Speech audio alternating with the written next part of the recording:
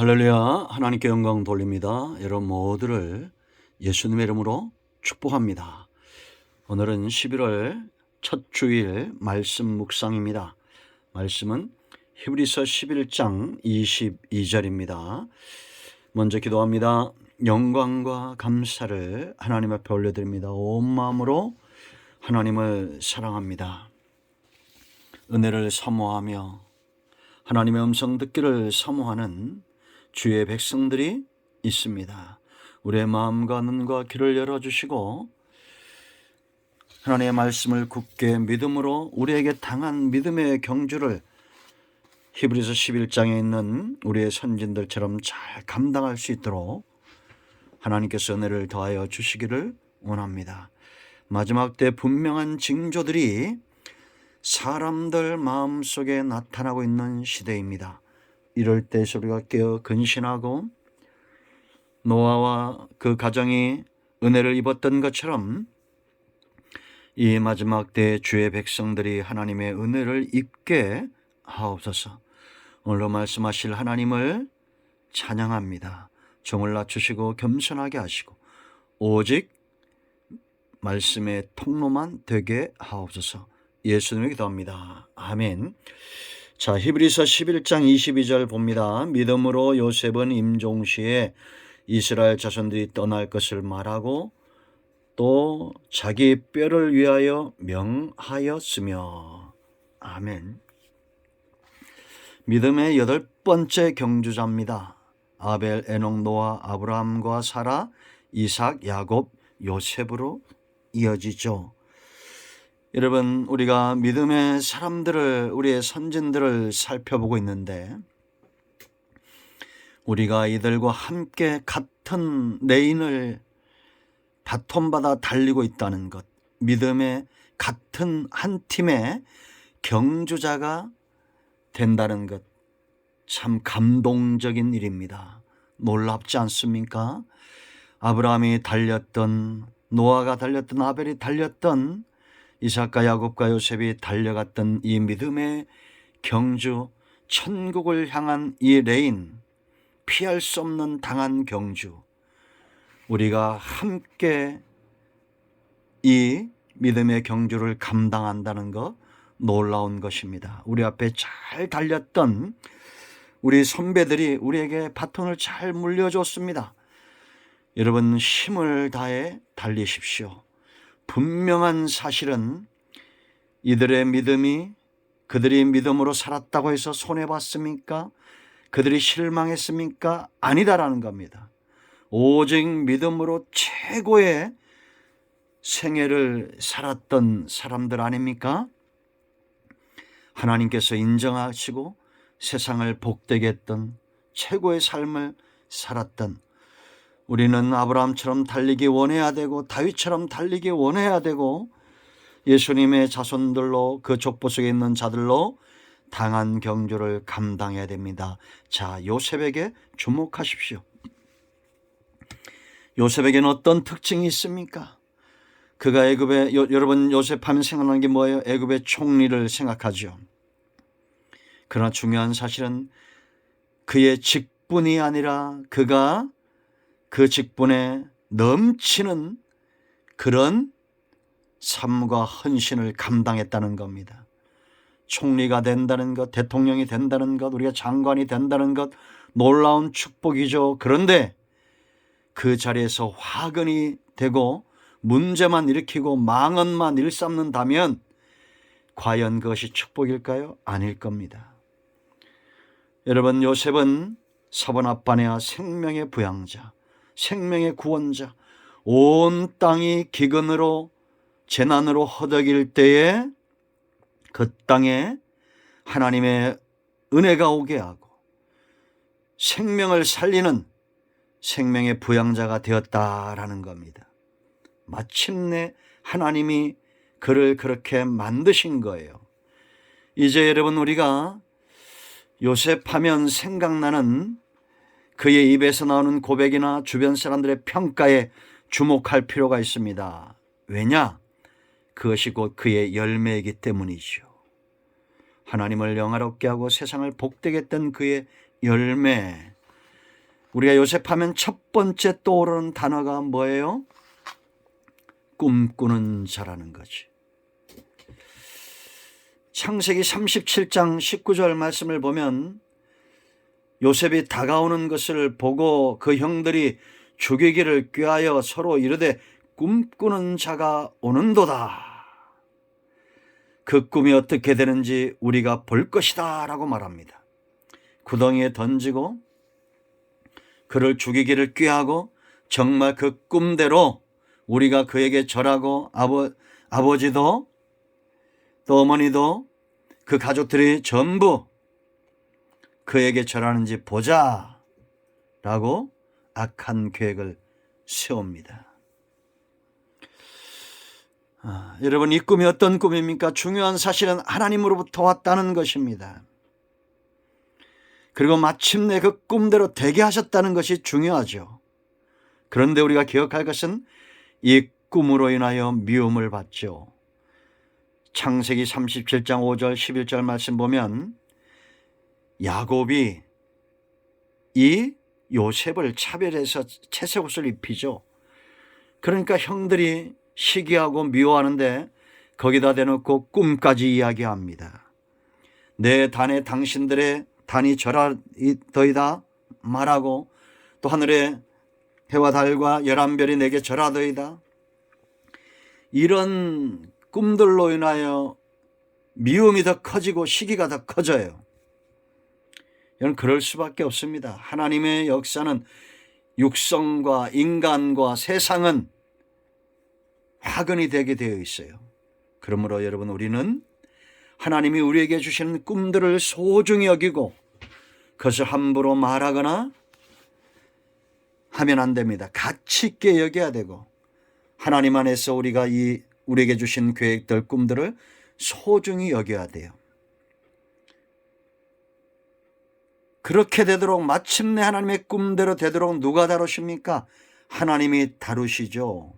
보디발의 집에서 감옥에서 훈련을 당합니다. 억울함을 당하죠. 불의함에 희생이 되고 낙심하고 그런 지경에 처하게 됩니다. 그러나 여러분, 낙심할 필요가 없습니다. 하나님의 손에서 나는 정금 같은 믿음의 사람으로 다듬어지고 있다. 그러나 다듬어질 때 아프겠죠. 정으로 여러분 내어 찢는다고 생각해 보세요. 아무 돌이나 잡석을 갖다가 작품 만들지 않습니다. 금을 캐내기 위해서 다이아몬드를 세공하는 것처럼 하나님은 자기의 꿈을, 하나님의 꿈을 하나님의 택한 백성들에게 주시고 다듬어 가신다라는 겁니다. 때로 사람을 통해서 어려움을 당하기도 하시고 불의함에 희생이 되기도 하시고, 그러나 여러분 그때 기억하십시오.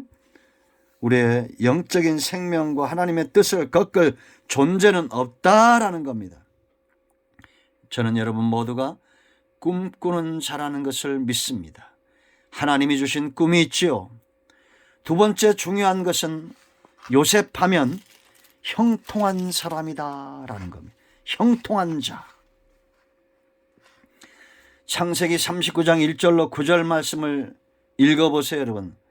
3절 말씀을 보면 보디발이 이제 보디발의 집으로 끌려가죠. 그런데 보디발이 보니까 요셉은 범사에 형통한 자였습니다.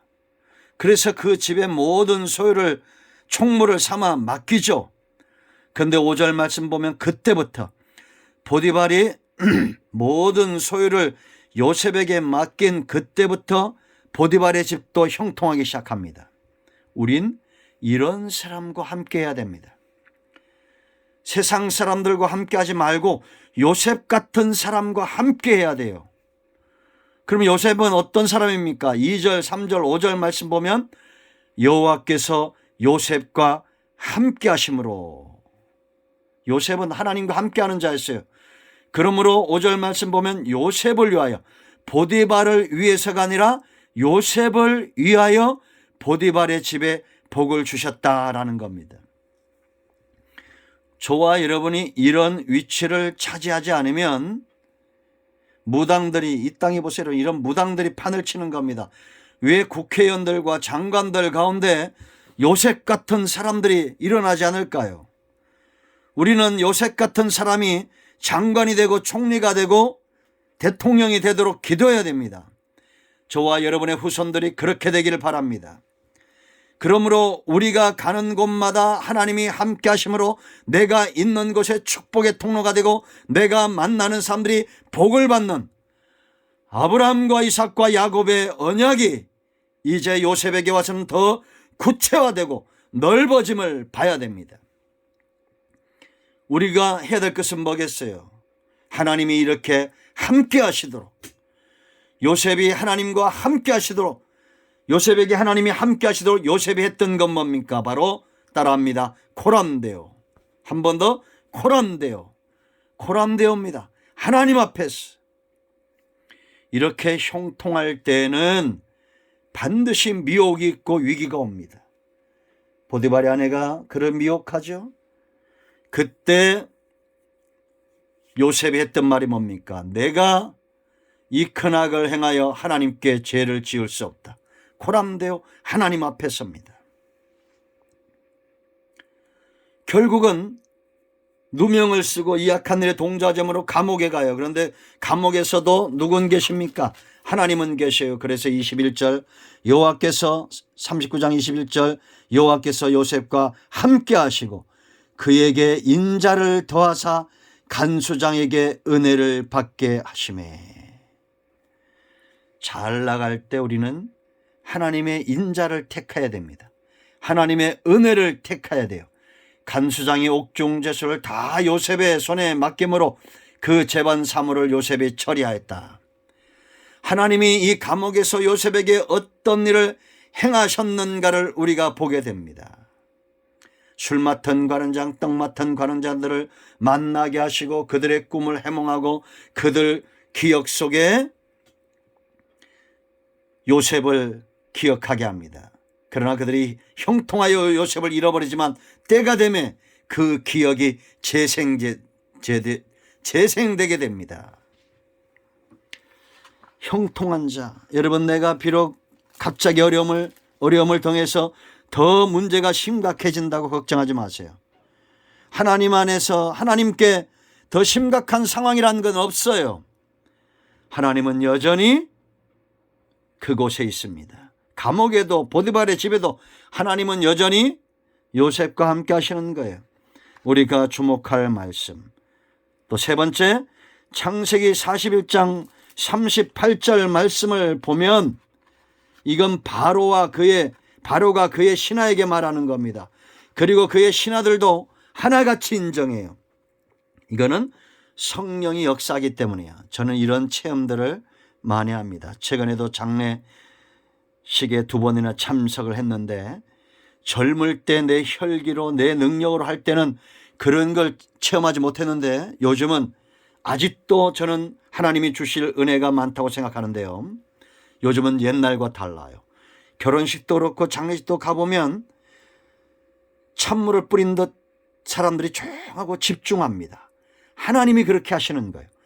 지금 바로 같은 권력자, 야당 여당으로 나누어지는 이 정치인들 신하들도 전부 요셉 앞에 순한 양처럼, 순한 고양이처럼 잠잠한 겁니다.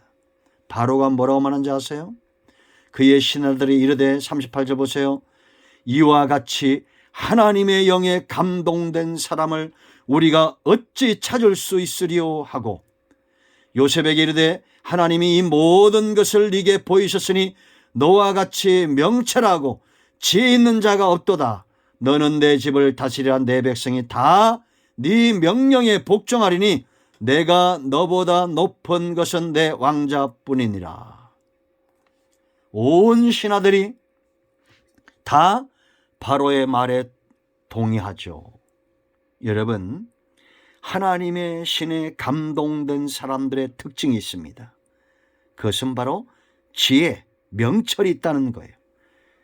지혜롭게 꿈도 해몽하고 지혜롭게 이 문제를 해결해 나가는 하나님의 영이 그와 함께함으로 나타나는 열매입니다. 증거입니다.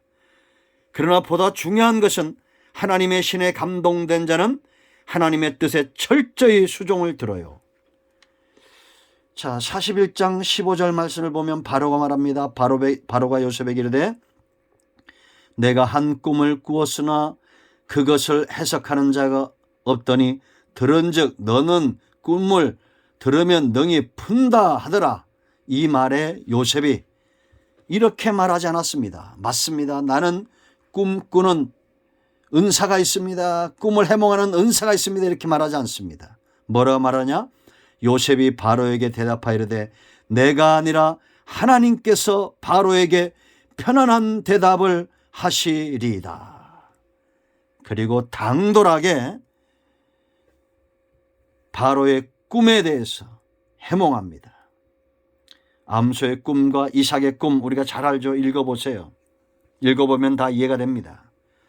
그리고 두 번 꿈을 꿨다는 것은 하나님이 정하셨다는 거예요. 그리고 바로에게 지혜롭게 하나님의 뜻을 전합니다. 그때 45절 한 번 더 말합니다. 바로가 그에게 이름을 지어줘요. 그가 요셉의 이름을 사브낫바네아라 하고, 생명의 부양자, 세상의 구원자란 뜻입니다. 이게 바로 성령의 사람이고 예수님을 증거하고 드러내는 성도의 삶이며 헌신이며 그들의 이름입니다. 이 시대가 정말 필요로 하는 사람 누구겠어요? 사브낫바네아, 성령의 사람, 예수 그리스도와 똑같은 사역을 감당하는 기름 부음을 받은 자들 아니겠습니까? 지지율이 20% 30%, 정치인들도 온통 욕을 먹고, 그들은 그렇다 치고 과연 여러분 생각해 보세요. 이 땅의 교회와 성도들을 향한 지지율은 몇 프로나 될까요? 심각하게 우리가 생각해 볼 때입니다. 자숙하고 우리 자신을 돌아보고 회개할 때예요. 자, 네 번째 중요한 말을 요셉이 합니다. 여러분 꼭 찾아서 읽어보세요. 50장, 창세기 50장 19절 21절 말씀을 보면 요셉이 형들에게 말합니다. 핵심은 19절이에요. 요셉이 그들에게 이르되 두려워하지 마소서, 내가 하나님을 대신하리이까. 당신들은 나를 해하려 했으나 하나님은 그것을 선으로 바꾸사 오늘과 같이 많은 백성의 생명을 구원하게 하시려 하셨나니 당신들은 두려워하지 마소서, 내가 당신들과 당신들의 자녀를 기르리이다 하고 그들을 간곡한 말로 위로하였더라. 놀랍죠 여러분? 이게 완벽한 복수입니다. 이게 복수예요. 우리는 원수들을 향해서 치고받고 하면 안 됩니다. 그들을 외면하거나 멀리하거나 하면 안 돼요. 여러분 원수를 갚으려면 요셉처럼 갚으세요. 이미 요셉은 45장 4절로 8절에서 이제 총리가 되고 형들을 처음 만납니다. 나는 총리가 됐고 그들은 꿈대로 내 앞에 지금 무릎을 꿇었어요. 그들의 생명을 해할 권한이 내게 있어요. 그러면 어떻게 하겠어요 여러분들은? 원수 갖고 싶겠죠. 그런데 요셉은 그렇게 하지 않습니다. 큰 구원을 위하여 나를 이곳에 먼저 보내신 분은 하나님이다 라고 말합니다. 당신들이 나를 팔았다고 근심하지 말라고 말합니다. 요셉은 그리고 그들을 용서했어요. 그리고 잊어버렸어요. 그런데 형들은 그들이 지은 죄의 노예가 되어서 야곱이 죽자 요셉을 두려워합니다. 그때 요셉이 한 말입니다. 나는 하나님을 대신할 수 없습니다. 여러분 우리는 선한 것도 복도 원수도 전부 하나님께 맡길 수 있어야 됩니다. 그것이 완벽한 복을 누리고 완벽하게 원수를 갚는 길이에요.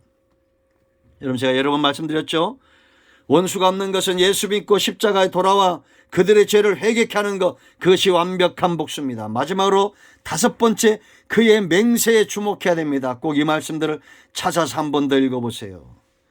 요셉이 죽으면서 그 마지막 맹세가 있습니다. 25절 말씀 보면 요셉이 또 이스라엘 자손에게 맹세시켜 이르기를 하나님이 반드시 당신들을 돌보시리니 당신들은 여기서 내 해골을 메고 올라가겠다 하라 하였더라. 여러분 요셉이 또 이스라엘 자손에게 맹세시킨 겁니다. 하나님이 반드시 당신들을 돌보신다는 거예요. 아브라함과 이삭과 야곱에게 약속하신 그 언약대로 가나안 땅을 주실 거라는 겁니다. 그때 내 해골을 메고 올라가라는 거예요. 그가 청리로 성공했잖아요. 많은 부와 명예를 얻었잖아요. 그런데도 그 애굽 땅에 머물러 있기를 원치 않았고 그곳에 무덤도 그곳에 뼈도 묻기를 싫어했습니다. 여러분, 놀라운 것은 400년이 지나고 그 후손들이 이 요셉의 해골을 메고 출애굽기 13장 19절 출애굽할 때 나왔다는 겁니다. 여러분, 설레지 않습니까? 가슴 뛰지 않습니까? 그리고 여호수아 20장 32절 말씀 보면 세겜 땅에 묻어요. 놀라운 것은 그 세겜 땅이 요셉 자손의 기업이 된다는 겁니다. 여러분, 요셉은 소망 가운데 믿음 가운데 언약을 바라보고 하나님의 약속을 바라보며 죽었어요. 우리는 무엇을 바라보며 무엇을 유언으로 남기고 여러분의 자손들에게 무엇을 맹세시키며 죽기를 원합니까? 하나님 나라 다시 오실 예수님을 소망하고 그 약속과 언약을 굳게 믿으며 후손들에게 유언을 남기고 너희도 나처럼 나와 내 집은 여호수아가 말했던 것처럼 여호와를 섬기겠다. 너희 예수님을 믿고 생명의 대를 이어가고 하나님의 나라 그것을 소망해라. 여러분, 죽으면 끝나는 겁니다. 화장하면 어떻고 무덤은 뭐 그 무슨 차이가 있습니까? 아무 의미가 없어요. 저는 제 아들들과 제 자손들에게 분명히 말할 겁니다. 너희는 내가 죽으면 내 시체는 기부하고 그렇게 하라. 여러분, 우리의 소망은 어디에 있습니까? 요셉처럼 세상 사람들이 인정하는 사분합반이야 생명의 구원자, 생명의 부양자. 우리가 이런 소리를, 이런 우리의 직분을, 하나님 나라의 대사로서의 우리의 사명을 다시 한번 세상으로부터 인정을 받아야 됩니다. 고람되어 하나님 앞에서 살아내시기를 축원드립니다. 아멘. 기도합니다. 예수님의 이름을 의지하여 기도합니다. 이 말씀대로 되게 하옵소서. 우리 가운데 마음이 상한 자, 병든 자 치유하시고 회복시켜 주시기를 원합니다. 예수님의 이름으로 사모하며 축복하며 취하며 기도합니다. 아멘. 이제는 우리 주 예수의 크신 은혜와 하나님 아버지 큰 사랑과 성령의 위로, 교통, 충만, 치유, 회복하심의 역사가 영상을 통해서 하나님의 말씀을 사모하고 이 시대의 사분합반야로 살기 원하는 모든 주의 백성들 위해 이제로부터 영원토록 함께 있을지어다. 아멘. 할렐루야. 응답되었습니다. 예수님의 이름으로 명하노니 우리 가운데 모든 병마와 모든 악한 영들은 예수님의 이름으로 떠나갈지어다. 온전히 치유되고 회복되었습니다. 아멘. 할렐루야.